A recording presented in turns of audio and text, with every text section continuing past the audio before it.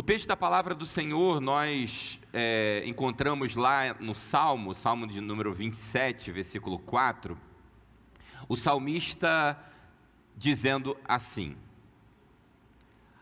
a única coisa que peço ao Senhor, o meu maior desejo, é morar na casa do Senhor todos os dias de minha vida, para contemplar a beleza do Senhor e meditar em seu templo.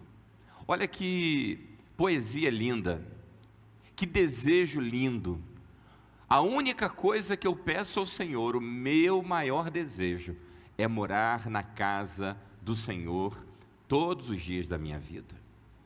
Irmãos, nós tivemos um grande ensinamento no sábado, no domingo e na segunda retrasada, e ontem também, e antes de ontem, por que não dizer, com os blocos. Na manhã de sábado, o bloco da Anitta levou multidões, uma grande multidão, para 1º de março, gente no sol.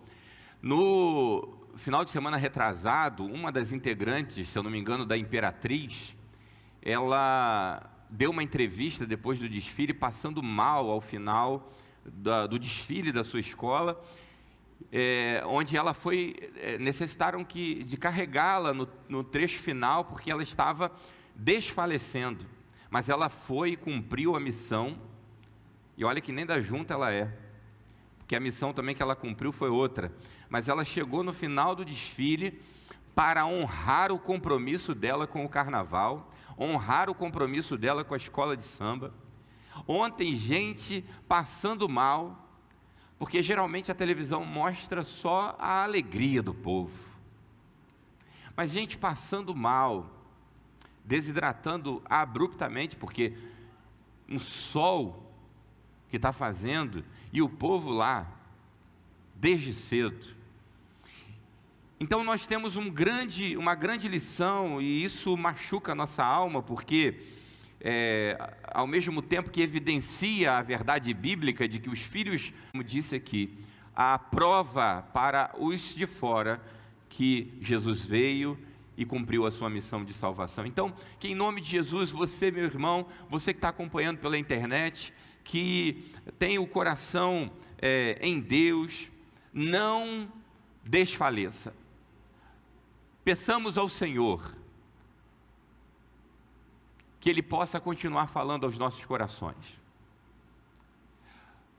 porque no final, e nós estamos no final, o amor de muitos esfriará. Irmãos, é uma prova categórica do anúncio de Jesus às portas. O amor está se esfriando. Quantos estão frios? Mas que em nome de Jesus, essa igreja seja um braseiro vivo para a glória do Senhor. A começar das crianças, até o mais idoso, que a gente possa receber um avivamento da parte de Deus, para a glória do nome dEle. Hoje nós vamos falar, irmãos, sobre 2 caminhos. Um dos fundamentos da nossa fé é que aquilo que plantamos, colhemos. Essa é uma verdade bíblica. Essa é uma verdade de Deus para a nossa vida.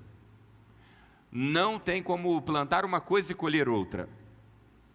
A nossa semeadura, ela é constante. E nós vamos ver que, em detrimento da semeadura, acontece a colheita. Então, se colhemos, ou melhor, se semeamos bênçãos, vamos colher bênçãos. Mas se semeamos maldição, infelizmente também as colheremos. Então, irmãos, eu quero convidá-los à leitura da palavra de Deus. Nós vamos ler 2 textos que está no 1º livro de Samuel. Você pode abrir a sua Bíblia, 1º livro de Samuel, capítulo 4. 1º livro de Samuel, capítulo 4 e capítulo 7. Pode deixar aí marcadinho, o texto vai ser projetado, mas você pode fazer o uso da sua Bíblia e acompanhar, não fecha não, tá bom? 1 Samuel 4, nós vamos ler 1 Samuel 4, 21 e 22.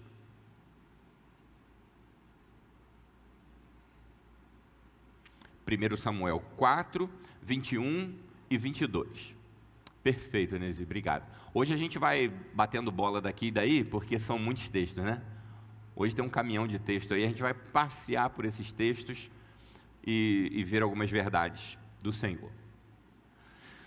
Deu ao menino o nome Icabode, ou Icabô, e disse: foi-se embora a glória de Israel, pois a arca de Deus havia sido tomada, e seu sogro e seu marido estavam mortos.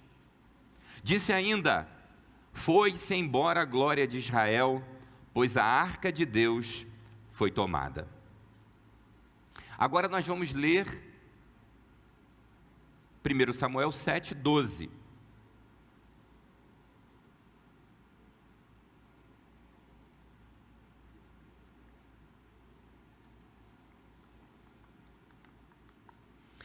Então Samuel pegou uma pedra grande e a colocou entre as cidades de Mispá e Gesana. Deu à pedra o nome Ebenezer, pois disse: até aqui o Senhor nos ajudou. Dois textos antagônicos. O primeiro que lemos relata uma mulher em trabalho de parto, que está à beira de dar à luz, e ela assim o faz, e quando vê a criança, o texto diz que ela dá o nome Icabó. E esse nome significa que a glória de Deus se foi. Quando a gente vai dar um nome a um filho, a gente escolhe, e fica todo bobo quando aquele nome diz assim: esse nome significa forte, valente, precioso, preciosa, sábio. Agora, você já imaginou dar um nome a um filho cujo significado é: foi-se a glória do Senhor? É um nome que eu não gostaria de ter. Você também não. No outro texto, nós lemos Samuel, em determinado momento da vida, pegando uma pedra, constituindo ali um altar e dizendo: Ebenezer, até aqui nos ajudou o Senhor. Nós vamos hoje ver sobre essa semeadura, o aspecto dessa semeadura na nossa vida, porque, como eu disse, a Bíblia vai dizer, o apóstolo Paulo à igreja da Galácia, em Gálatas capítulo 6, versículo 7, ele vai dizer: não se deixem enganar, ninguém pode zombar de Deus, a pessoa sempre colherá aquilo que semear. Em outras versões mais conhecidas: não erreis, Deus não se deixa escarnecer, porque tudo o que o homem plantar, isto também colherá. Então nós vamos observar o contexto da semeadura, onde a gente deixa de semear o que é bom e semeia o que é mal aos olhos de Deus, e o que isso resulta na nossa vida. O texto está apresentado. A glória do Senhor tinha sido tirada do meio do povo de Israel. A arca da aliança, a arca que era a representação da presença de Deus, tinha sido levada pelos inimigos, os filisteus. Aquele símbolo que ia à frente do exército de Deus por várias batalhas, como símbolo de que Deus ia à frente do seu povo, e portanto ela, como símbolo de vitória, por vezes esse povo voltava adorando e louvando ao Senhor. Agora, eles não estão mais em consonância com Deus, eles não estão mais na mesma frequência que Deus, e eles levam essa arca, que é a presença de Deus, como um amuleto, achando o seguinte: a gente tem o amuleto na mão, então não tem erro. a gente tem aqui o troféu da vitória, então vai dar tudo certo, está de boa, não tem como dar ruim. E eles vão e são derrotados e a arca é levada. Irmãos, nós precisamos entender alguma coisa com isso. Isso não ficou lá atrás no Antigo Testamento só. O princípio, ele é trazido até hoje. Tem muita gente que por ter um nome no hall de membro de uma igreja, que por frequentar uma igreja, porque anda com a Bíblia debaixo do braço, acha que está tudo ok, e que vai vencer as batalhas da vida, e que vai vencer as lutas contra o diabo,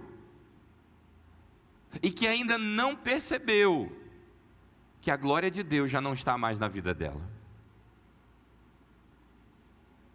O que faz, irmãos, com que a glória do Senhor se retire da nossa vida? Eu quero transcorrer aqui com você, durante esse tempo, alguns textos para que a gente possa ver no texto as verdades que Deus quer trazer ao nosso coração. O texto diz, no verso 21 que lemos, que a glória do Senhor foi tomada porquanto a arca do Senhor tinha sido levada. Como que esse diagnóstico pode ser evidenciado? É aí que eu quero te convidar a mergulhar no contexto desse livro, para que a gente possa entender o porquê dessa mãe, nesse momento, está dando à luz a um filho e declarando esse terrível panorama. Veja comigo 1 Samuel 2:12. Você pode ver aí na sua Bíblia, pode também acompanhar aqui na tela, na versão Nova Transformadora. A primeira parte só. Os filhos de Eli eram homens perversos. Como que está aí na sua tradução? Não prestavam. Filhos de Belial. Irmãos, quem eram os filhos de Eli? Quem era Eli? Eli era um sumo sacerdote. Os filhos de Eli, sacerdotes no templo de Deus. Eles eram homens, considerados homens santos de Deus, aqueles a quem o povo levava as ofertas ao Senhor, e eles, os sacerdotes, apresentavam diante do altar de Deus. Deus vai diagnosticar que os filhos de Eli eram filhos do diabo. Perdão.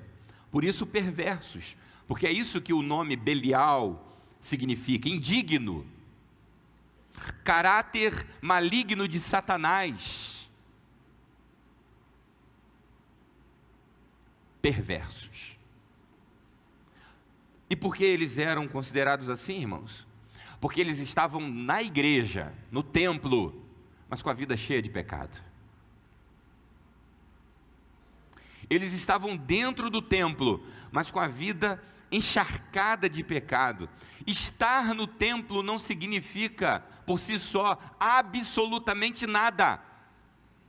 E a minha reflexão nessa manhã, que eu faço junto com você, à luz do texto bíblico, é que eu quero ir para o céu, você quer ir para o céu, eu quero ver a Valentina no céu, você quer ver seus filhos, seus netos no céu, eu quero ver a Viviane no céu, eu quero ver a minha família no céu, e eu não posso brincar com esse negócio de ser crente.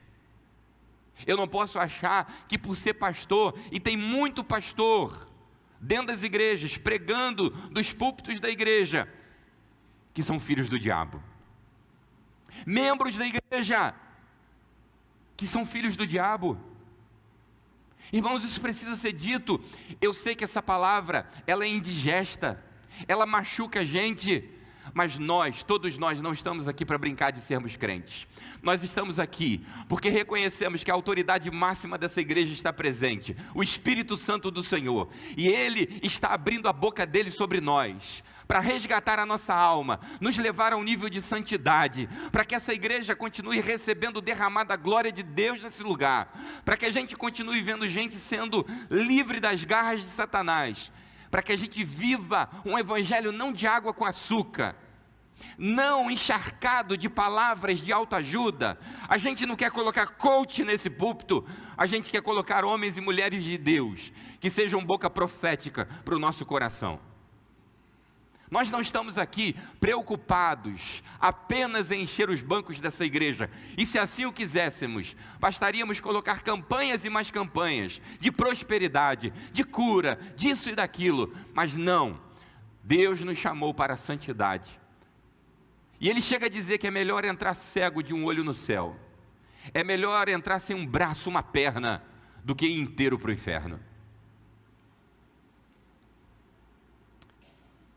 Continuando aqui na parte B desse versículo, os filhos de Eli eram homens perversos, e aí diz o texto que não tinham nenhuma consideração pelo Senhor.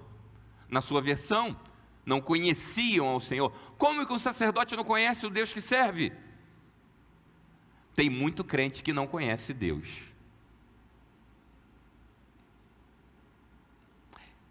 Quando a gente vive, irmãos, num contexto de falta de conhecimento, a falta de conhecimento, ela vai produzir coisas na nossa vida, segundo a Bíblia. Tem gente, irmãos, que conhece o iPhone 30, nem saiu ainda, né? Está no 11? Está no qual? 14? Você vê como é que eu estou desatualizado. Está no 14. Tem gente que já conhece o 15, que nem saiu, mas às vezes está há 10, 20, 30 anos na igreja, não conhece boa parte do livro, que diz ter como regra de fé e prática. Não conhece por quê, irmãos? Porque não frequenta uma escola dominical. A escola dominical é passado. Eu não me sento lá na escola dominical, porque afinal de contas, eu já estou num outro patamar. Mas também não se apresenta para ser professor. Não quer sentar para ouvir um irmão, uma irmã, porque acha às vezes que até já está em outra série, mas também nunca se apresentou para ser um professor. Já que sabe tanto, vamos ensinar. Irmãos, olha, eu vou avisar aqui já, desde já, isso não é indireta para ninguém. Pastor não acordou virado no giraia. O pastor não está irritado, não aconteceu nada essa semana, não briguei com Viviane, pelo contrário, foi só love. Mas, então fique bem em paz com seu coração. Mas o que nós temos procurado fazer desse púlpito, irmãos, é receber de Deus e entregar ao nosso coração. Essa palavra é para mim, irmãos, porque eu disse aqui que não basta e não é o fato de ser pastor que resolve tudo. Se eu não pôr as minhas barbas que nem tenho de molho, um dia posso chegar diante de Deus e receber: apartai-vos de mim, maldito. Porque Eli ouve de Deus que ele não é filho de Deus, mas filho do diabo. Você já pensou que coisa ruim? Ouvir isso de Deus. Você não é meu filho, você é filho de Belial. Que coisa terrível, irmãos. A falta de conhecimento, irmãos, tem resultado nas aberrações que a gente tem visto mundo afora. A falta de conhecimento, ela produz destruição. É isso que a Bíblia vai dizer em Oséias, capítulo 4, versículo 6. Está aí: meu povo está sendo destruído. Por quê? Não me conhece. Para quem não conhece Deus, irmãos, qualquer mensagem é bíblica. Tem gente bebendo de fontes podres e comendo capim envenenado, porque Jesus vai dizer que as minhas ovelhas conhecem a minha voz. Mas tem gente que nunca ou não tem noção de como seja a voz de Deus, porque nunca parou para ouvi-lo. E aí, quando a gente não tem conhecimento, a gente vai ser destruído, e por ser destruído em quê? Em nossos valores, na nossa fé, tudo vira relativismo. Não, mas peraí, pastor, também é muito radical. A gente é chamado de conservador, fundamentalista, ultrapassado. tradicional. De vez em quando eu morro de rir. Alguém pergunta assim: como que é a sua igreja? É tradicional? Porque a gente sabe o cunho dessa pergunta, né? A gente quer ser uma igreja bíblica, né, irmãos? Amém? Você não está aqui para escutar a historinha do pastor Alex, você não está aqui para escutar historinha de qualquer outro que seja. A gente está aqui para ouvir a voz de Deus, para conhecer mais de Deus. Pedir: Senhor, se revela a nós. E aí, a gente vai sendo destruído nos nossos princípios, nos nossos fundamentos, e a gente vive então uma prática pecaminosa. Olha o que está escrito em Romanos 1, 24. Romanos 1, 24. Por isso o quê? Por causa da falta de conhecimento, esse texto está falando. Deus os entregou aos desejos pecaminosos de seu coração. Como resultado, praticaram entre si coisas desprezíveis e degradantes com o próprio corpo. E aí você pode depois continuar lendo o texto de Romanos capítulo 1, que você vai ver qual é, ou quais são esses pecados que Deus entregou o homem a eles, onde vai ser dito que tanto homem quanto mulher deixaram o uso natural do seu corpo, e isso é abominação diante dos olhos do Senhor. Irmãos, nós estamos diante de um texto que está dizendo para a gente, que à medida que a gente não conhece a Deus, a nossa vida entra numa vida de prática pecaminosa, e hoje a gente tem fundamentação para se ter uma vida pecaminosa. Tem gente que está em pecado, o pecado do abandono. Estávamos conversando ali, Lauremar e eu, e ela me confidenciou ali uma fala de uma pessoa, apontando para a nossa igreja, dizendo que tem a irmã Almerinda. Almerinda. Quantos conhecem a irmã Almerinda aqui da igreja? Irmãos, nós não temos nem irmã Almerinda aqui nessa igreja. A irmã Almerinda está doente e ninguém dessa igreja foi visitar. Nem a praga do pastor. Por que será, irmãos? Resposta: porque não temos irmã Almerinda em nosso meio. Mas tinha uma filha de Belial, do outro lado da rua, dizendo que é não vou falar o nome da igreja, mas dizendo ser de uma igreja, e ali sendo boca de Satanás. Seja nessa, ou na do lado, ou em qualquer outra. Se ela estivesse preocupada com visita para essa irmã, ela teria vindo aqui. E saberia que não temos irmã Almerinda. Profetizamos que venha a Almerinda entre nós, que ela entre aqui e seja bem cuidada, e que tantas Almerindas do mundo sejam membros dessa igreja, mas nós não a temos ainda. E é possível que um ou outro irmão não seja visitado, que um ou outro irmão passe às vezes despercebido, porque nós somos falhos. Se fechar o teu olho e eu disser para você quem veio à igreja hoje de manhã, você não vai me saber dizer todo mundo, vai? Aliás, tem gente aqui que você nem conhece o nome. Nós recebemos pessoas novas na igreja, mas as pessoas cobram, elas são terríveis, vivem prática pecaminosa dentro da igreja e acham que são juízes enquanto são réus. Outra questão que a falta de conhecimento produz no meio da igreja, irmãos, é heresia. E está cheio assim, ó. Mateus 22, 29. Jesus falando.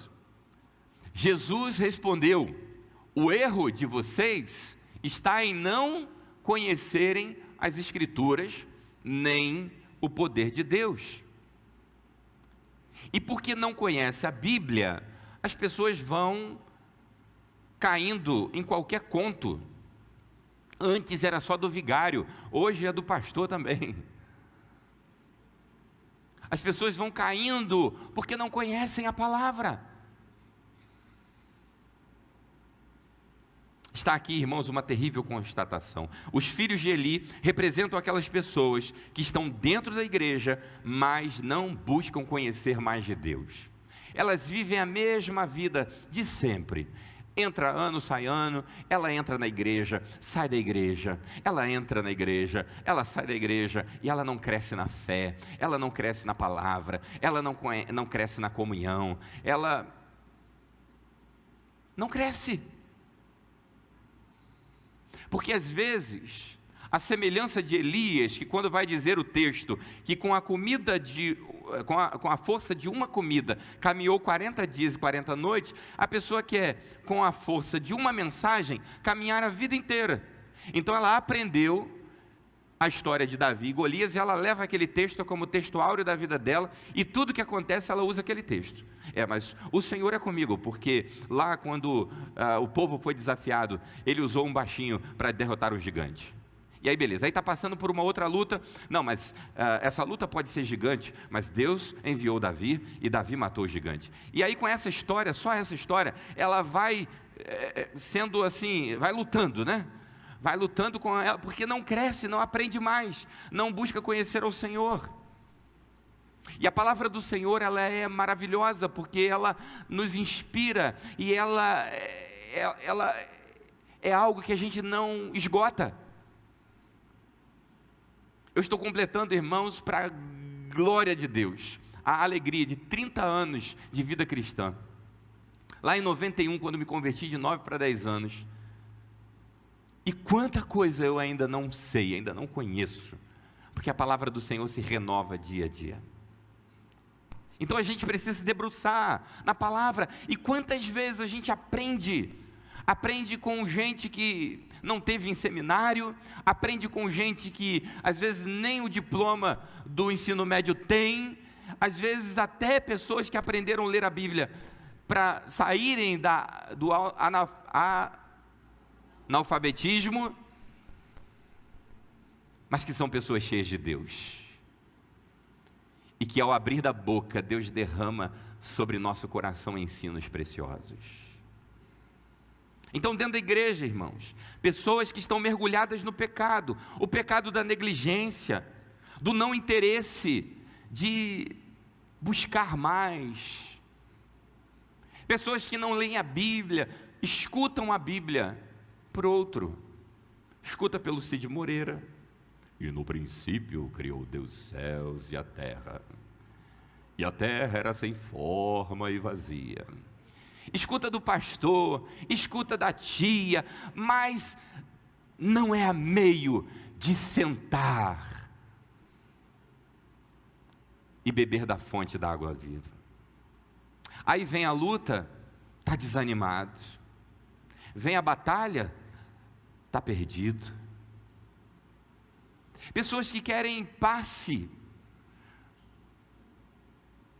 Pastor que precisa quase que ter um galho de arruda. Eu fui levado quando criança, minha família era uma família de sincretismo religioso, e eu fui levado para a rezadeira, lá tinha uma rezadeira na nossa rua, e eu lembro do dia ela batendo o galho em mim assim, para tirar alguma coisa de mim, que eu não sei nem o que eu era, deve ter tirado um parafuso, por isso que eu sou desse jeito, mas enfim, tem gente que parece que vê o pastor assim, ele busca, ou ela, né, ele aqui eu estou dizendo ser humano, porque assim, quer receber um passe,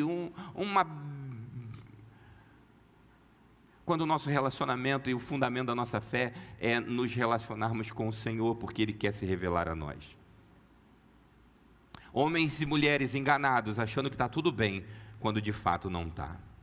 Vamos continuar o texto, 1 Samuel 2, 13 e 14.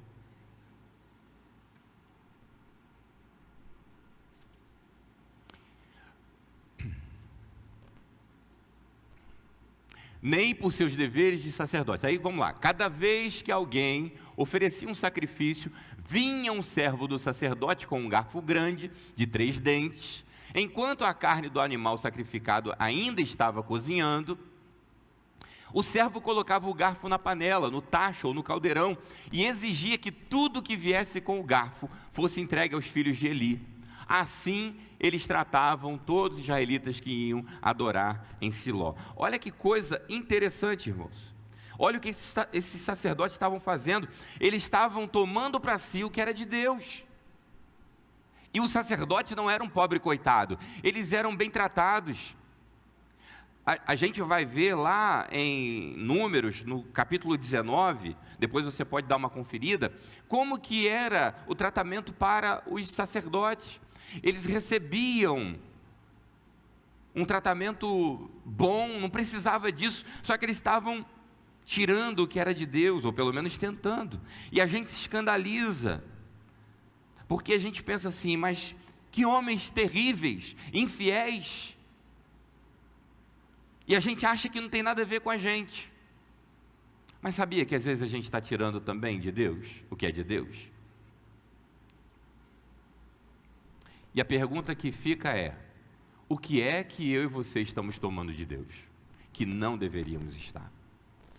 Eu quero trazer aqui algumas possibilidades. A gente está tomando de Deus o primeiro lugar.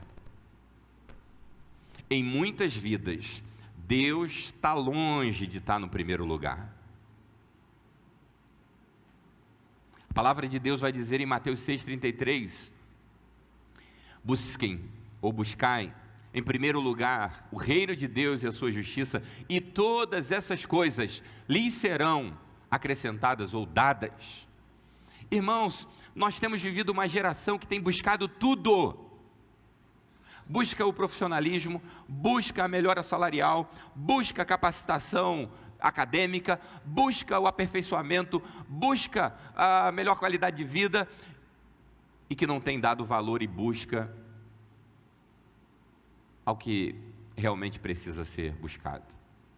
Então a gente tem tentado, ou está tirando, tomando de Deus o primeiro lugar, está colocando Deus muito abaixo nessa lista, e a gente precisa se arrepender disso.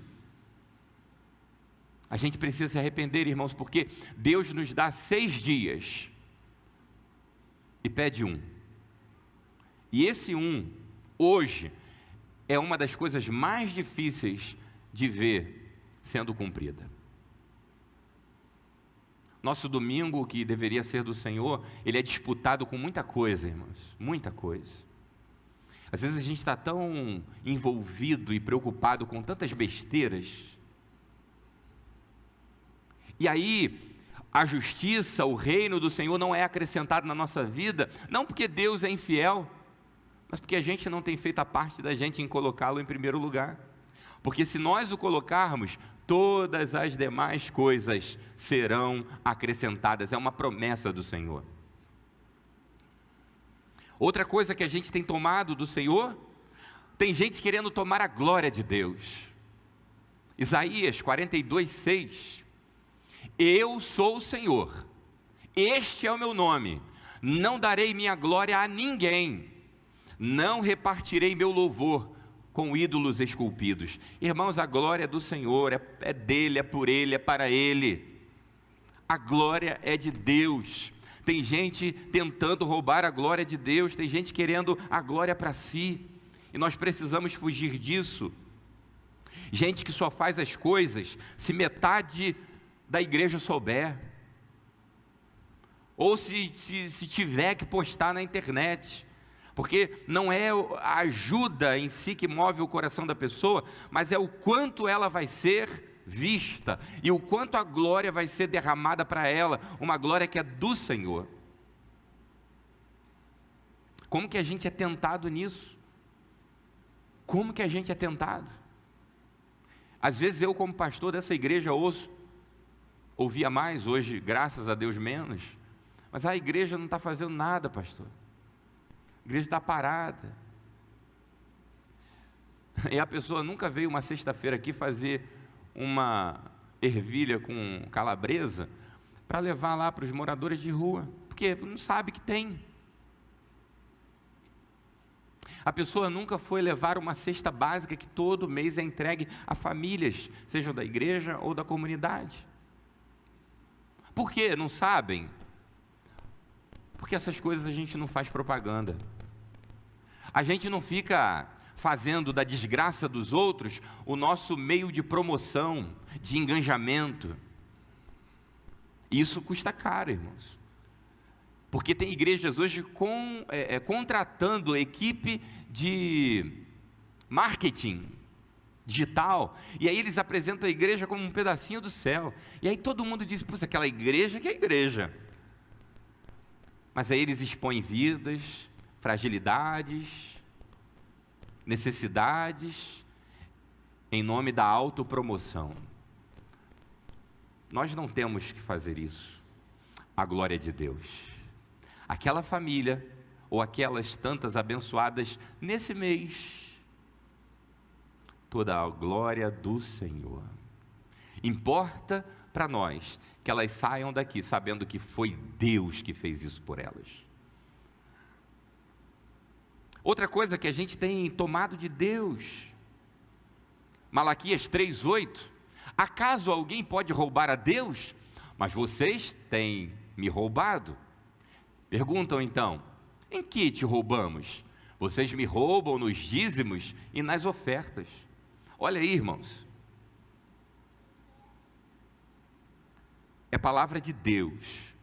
Quem está falando nesse texto? Deus.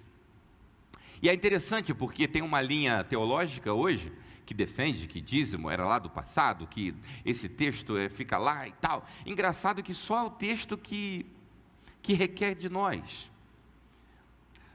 Textos como os de Salmos, que estão também no Antigo Testamento, são trazidos, né? 1000 cairão ao teu lado, 10.000 ao teu lado, mas não serás atingido. Não, esse vale para hoje. Agora, dízimo, isso é coisa do passado. Ah, irmãos, pessoas que têm feito muito, mas que têm roubado a Deus. Pecado, irmãos, desses homens revela para nós que a falta de conhecimento leva à destruição, à heresia, a práticas pecaminosas. O texto vai dizer, 1 Samuel 2,17, o pecado desses homens era muito sério aos olhos do Senhor, pois eles tratavam com desprezo as ofertas para o Senhor. Como que nós temos tratado, irmãos, o nosso culto para Deus? O nosso culto, isso que a gente está fazendo aqui agora, eu e você, é uma oferta ao Senhor. E como que a gente está tratando isso? Como que a gente está deixando com que isso seja apresentado diante do altar de Deus?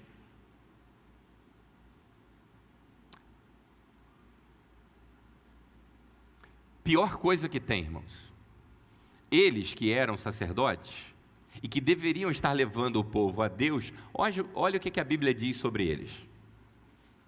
1 Samuel 2,24. Parem com isso, meus filhos. Não são bons os comentários que escuto entre o povo do Senhor. Irmãos, esses homens, com o testemunho de vida deles, estavam fazendo os outros pecarem. Ao invés deles promoverem bênçãos e fidelidade na vida dos outros, eles estavam promovendo esfriamento, e não só isso, eles estavam fazendo com que os outros errassem. Continuando,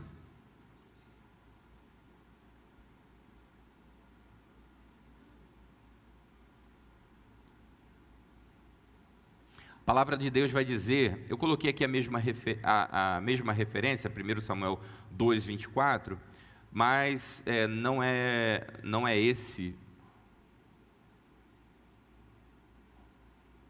Não é esse o texto, mas eu vou ler aqui o que eu separei aqui, o versículo. Se você identificar aí na sua Bíblia, só fala aí o verso que é. Eli já estava muito idoso, mas sabia o que os seus filhos faziam ao povo de Israel, e que eles seduziam as moças que serviam junto à entrada da tenda do encontro. Identificaram aí? 22.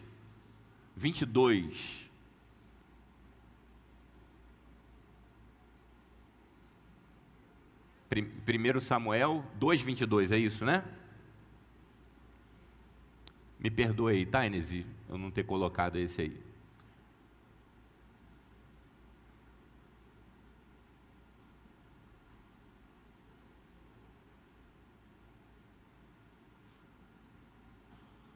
Isso, obrigado.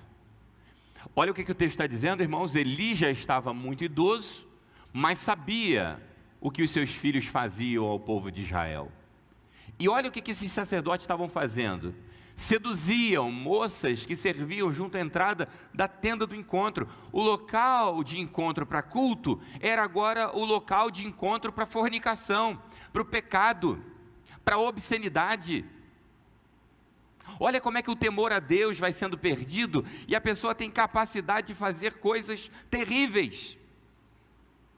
Aquelas pessoas agora estão se encontrando e o encontro delas com os sacerdotes não era mais para a purificação da alma, não era mais para buscar a voz de Deus, mas que eles então se relacionassem de forma arbitrária aos olhos do Senhor. A perca do temor a Deus, irmãos, faz a gente promover na nossa vida coisas terríveis, práticas que são aberrações diante do Senhor.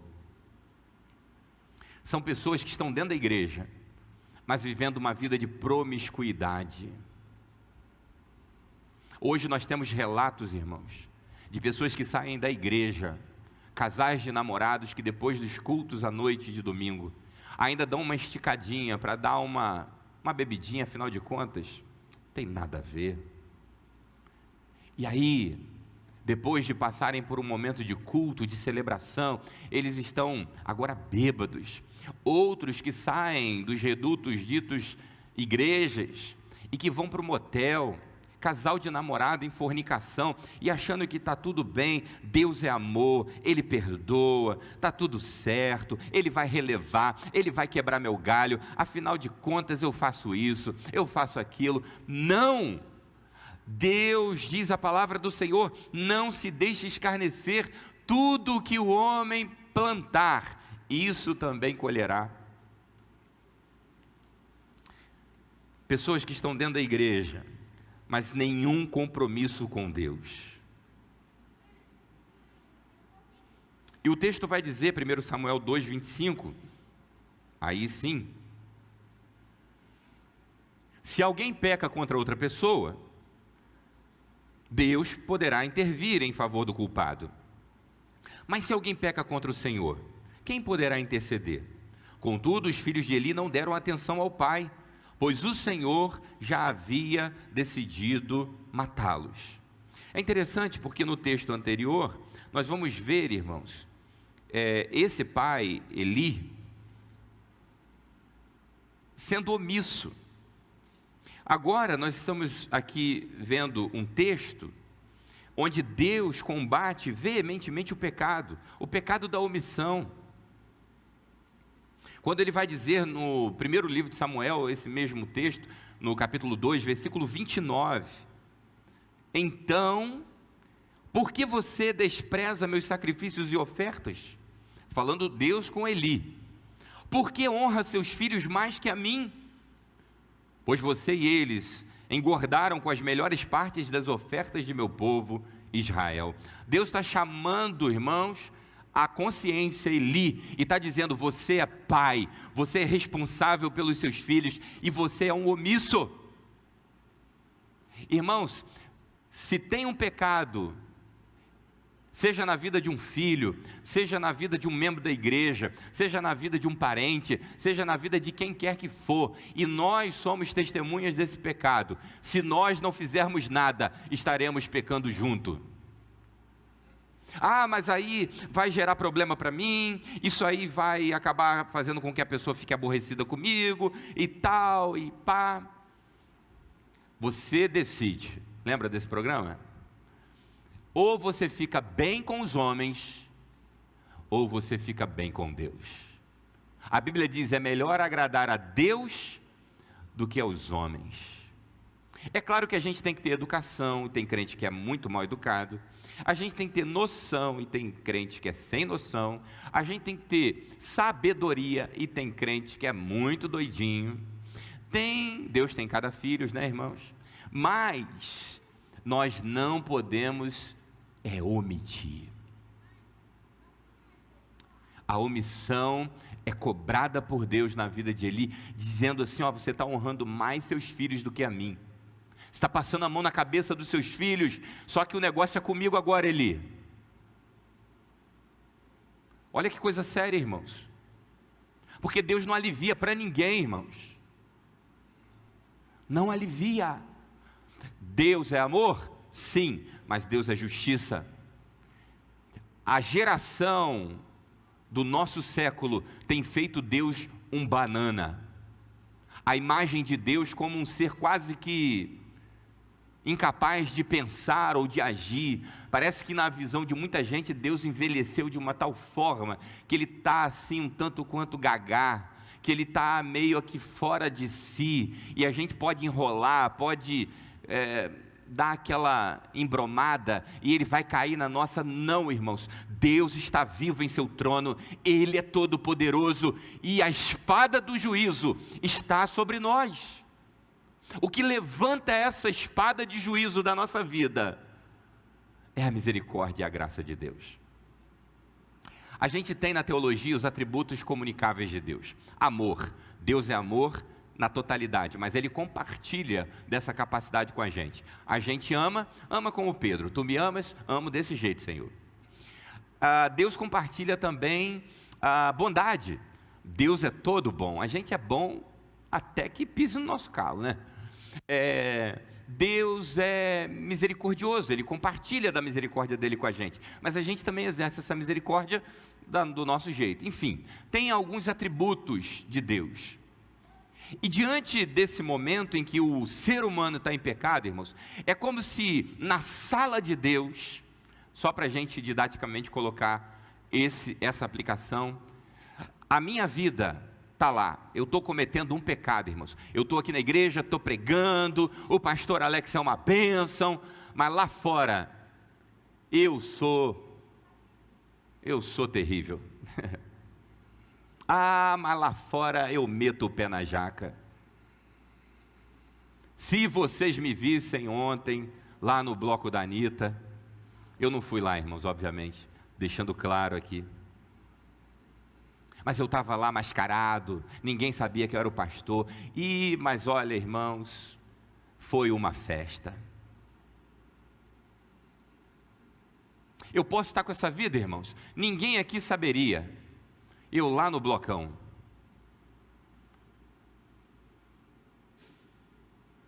Só que há um Deus que não passa nada dos seus olhos. E aí, muitos que se apropriam dessa condição e acham assim: não está acontecendo nada, Deus não fulminou. Deus até sabe o quanto que eu luto, porque fazer o quê? Eu sou desse jeito. Então Deus sabe do meu esforço. Aí começa, sabe o quê? Fazer um diálogo com Deus, como se Deus estivesse até aprovando o pecado da gente. Só que não, irmãos, porque lá na sala de Deus, vem a misericórdia e diz: Pai, era para ter fulminado já, mas aguenta mais um pouco. Aí vem a justiça e diz: é agora, fecha a conta e passa a régua. Mas aí vem a longanimidade e diz: não, vamos esperar mais um pouquinho, esse ano é o ano do fundamento, algumas mensagens vão ser faladas, quem sabe reacende no coração, o fundamento da fidelidade. E aí a longanimidade então advoga. Mas chega uma hora, irmãos, que a justiça entra, e ela diz: acabou. Foi dada a misericórdia, foi dada a longanimidade, a bondade de Deus se estendeu, mas agora é a justiça. Chega! Porque a glória de Deus, irmãos, não sai da nossa vida assim, O camarada, a mulher, cheia de Deus, cheia do poder de Deus, vai se esvaziando pouco a pouco. Começa a dar uma eu não vou falar essa palavra. Começa a dar assim uma diluída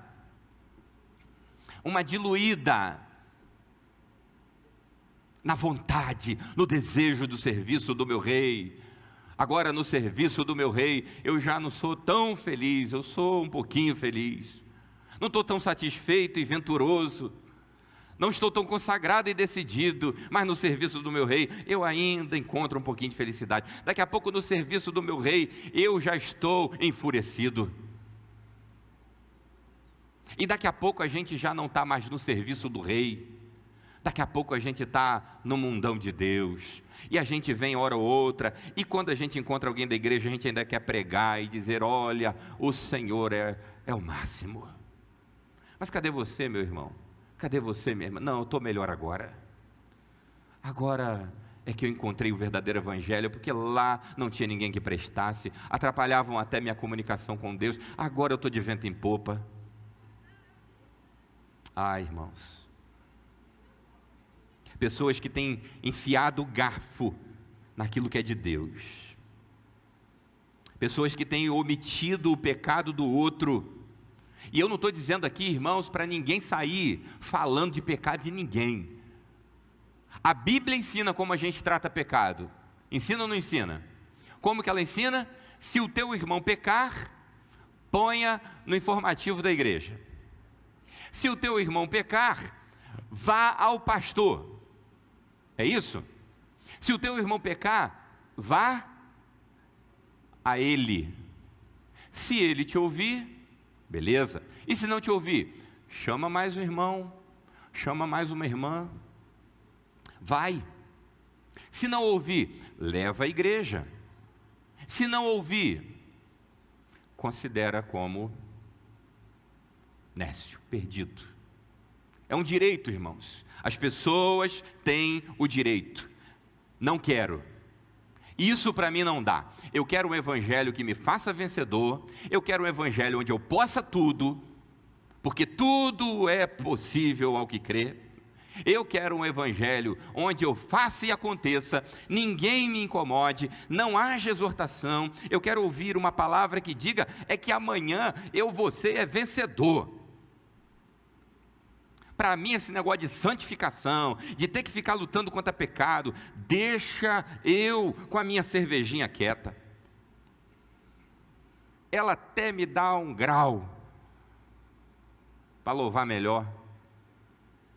Quando eu fumo, então, eu leio a Bíblia, que é uma beleza. Ele me relaxa. E a gente pensa que isso é piada, irmãos. Isso não é piada, não. Infelizmente. Deixa eu. O que tem no carnaval? Eu, pastor Alex, imagina agora a cena, irmãos. Me fantasiar de abelhinha. Porque eu sou macho e muito macho, não tenho preconceito nenhum. Você tem? Está rindo? Vou te processar. Mas o que tem de abelhinha, joaninha? Vou falar outras coisas aqui, porque vai que, né, irmãos? Vai que eu não vi ninguém de abelhinha. Estou falando abelhinha aqui porque veio na cabeça. Mas o que tem? O que tem? É só um momento, é uma diversão. A gente não pode ser tão radical assim. Isso não vai, sabe, levar ninguém a nada. Leva, irmãos, ao inferno. Porque na palavra de Deus é sim, sim, não, não. As igrejas com medo do esvaziamento, elas dizem: não, está tudo liberado, Deus é maravilhoso, Ele vai dar um jeito. Não, irmãos, a gente precisa tomar a consciência que cabe a nós. E eu tenho que correr aqui porque esse relógio está contra mim. Olha aí, irmãos, o resultado dessa semeadura. 1 Samuel 2,30.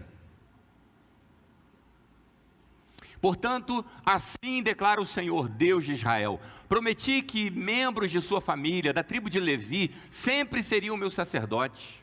Agora, porém, declara o Senhor, isso não acontecerá. Honrarei aqueles que me honram, e desprezarei aqueles que me desprezam. Olha, irmãos, o que é que a glória do Senhor sendo varrida da nossa vida produz? Produz uma vida de pecados, produz uma vida torta, uma vida encharcada no lodo. E aí o que acontece? Cancelamento das promessas de Deus sobre a nossa vida. Promessas que estariam por acontecer na nossa vida, cuja prerrogativa precede um movimento que é nosso, e que a gente não faz, e que Deus desabilita. Deus está dizendo: todas essas coisas serão acrescentadas. Pastor, eu estou indo à igreja, eu estou fazendo isso, fazendo aquilo, mas não está sendo acrescentada. Alguma coisa está errada, irmãos. E não é o texto bíblico. Vão procurar na nossa vida? Vamos olhar para dentro da gente? Deus está dizendo ali, irmãos, olha, eu prometi, os membros da sua família seriam eles, perpetuamente, aqueles que seriam os sacerdotes, agora não mais serão. E Deus declara: eu vou honrar quem me honra e vou desonrar ou desprezar aqueles que me desprezam. Irmãos, coisa boa é a gente clamar ao Senhor e saber que Ele está ouvindo a gente. Agora você imagina um camarada com a vida toda torta diante de Deus e que se dispõe a orar, achando que está tudo certo e que é isso mesmo. Nós precisamos, irmãos, pensar e refletir no que temos feito. Cancelamento da promessa de Deus sobre a tribo de Levi. A promessa de Deus ia continuar, isso é bom que se diga, mas agora os alvos seriam outros.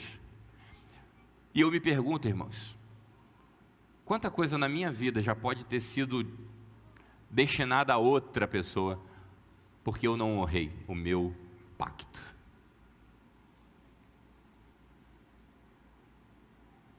A gente não pode entrar nessa, irmãos, de que achar que a gente pode viver de qualquer maneira e Deus vai cumprir as promessas, não.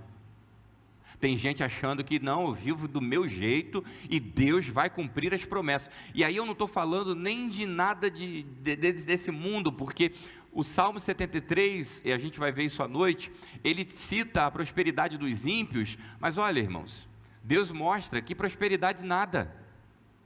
Que prosperidade nada. Quem disse que ser vencedor é bom sempre?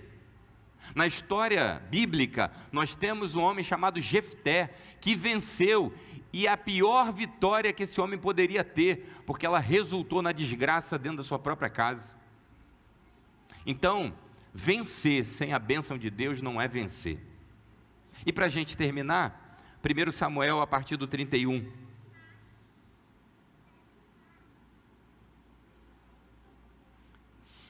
Está chegando o tempo em que acabarei com a força de sua família, e nenhum de seus descendentes chegará à velhice. Você verá a aflição de minha casa, e quando eu trouxer todo o bem sobre Israel, ninguém em sua família chegará à velhice para testemunhar. Sobreviverão os poucos que eu não eliminar do serviço de meu altar, mas seus olhos ficarão cegos, e seu coração se partirá, e seus filhos morrerão pela espada. E para provar que minhas palavras se cumprirão, farei que seus 2 filhos, Ofni e Finés, morram no mesmo dia. Então levantarei um sacerdote fiel, que me servirá e fará tudo o que eu desejo. Estabelecerei a família dele, e eles serão sacerdotes diante do meu ungido para sempre. Olha aí, irmãos, o que esse texto aplica para a nossa vida hoje?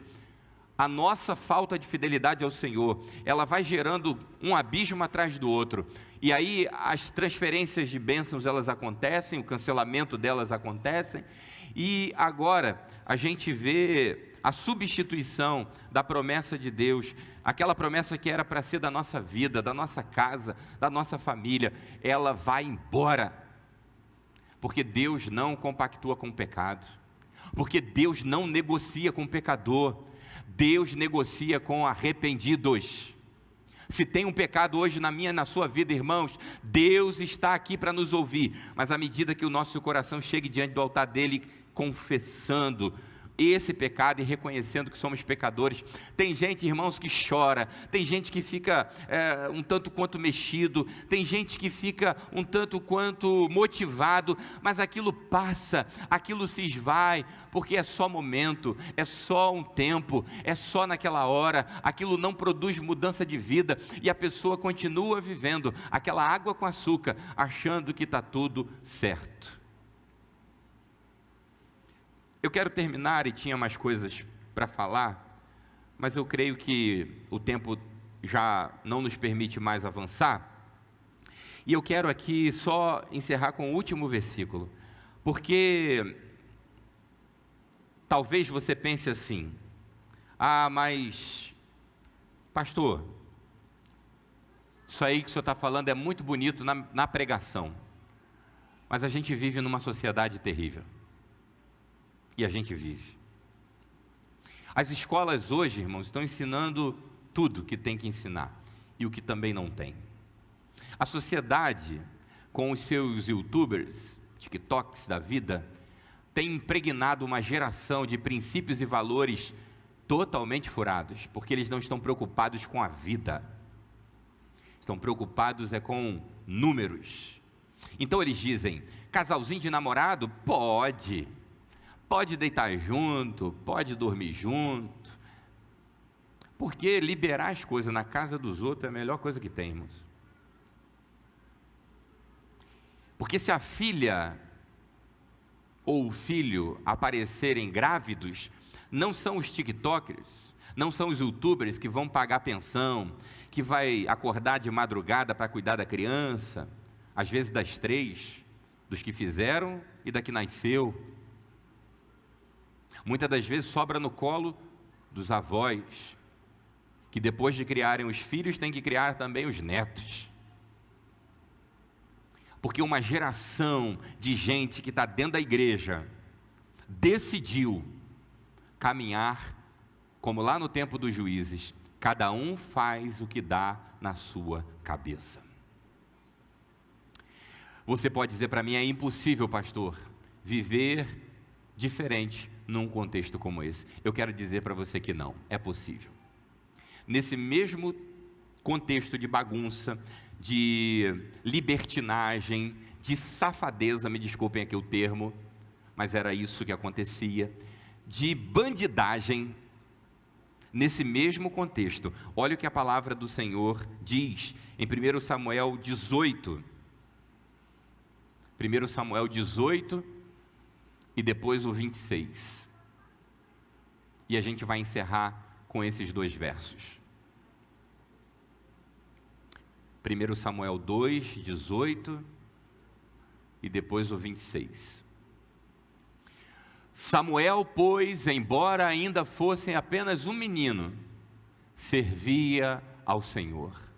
Ele usava uma veste de linho. Ele usava uma veste de linho como, ou semelhante à do sacerdote. Obrigado. E agora sim, o 26. Enquanto isso, o menino Samuel crescia e era cada vez mais estimado pelo Senhor e pelo povo. Irmãos, enquanto estava uma bagunça danada, enquanto tinha gente com a vida toda suja dentro da igreja, dentro do templo, enquanto os próprios sacerdotes estavam totalmente longe de Deus, sendo considerados não como filhos da luz, mas como filhos das trevas, havia um menino crescendo em graça e sabedoria, em fidelidade diante do Senhor. Que Deus olhe do céu para a nossa geração caída, para esse mundo de igrejas afundadas em pecado, e olhe para mim e para você como Samuel foi. Que a gente produza alegria no coração de Deus, para a glória do Senhor. Amém, irmãos. Amém.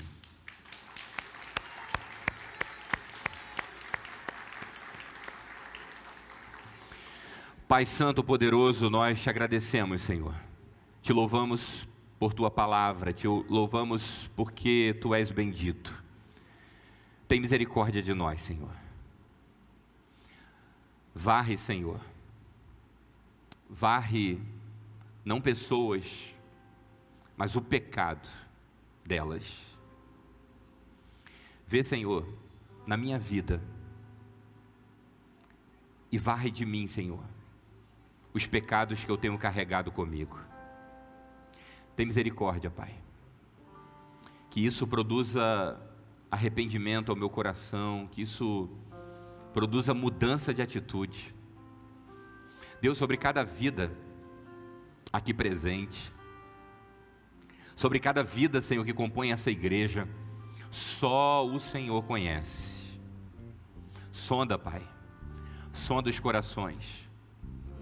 Trabalha, Senhor, na mente, coisas que nós não podemos mudar, só Tu podes.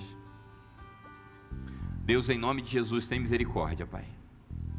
Não deixe, Senhor, que a gente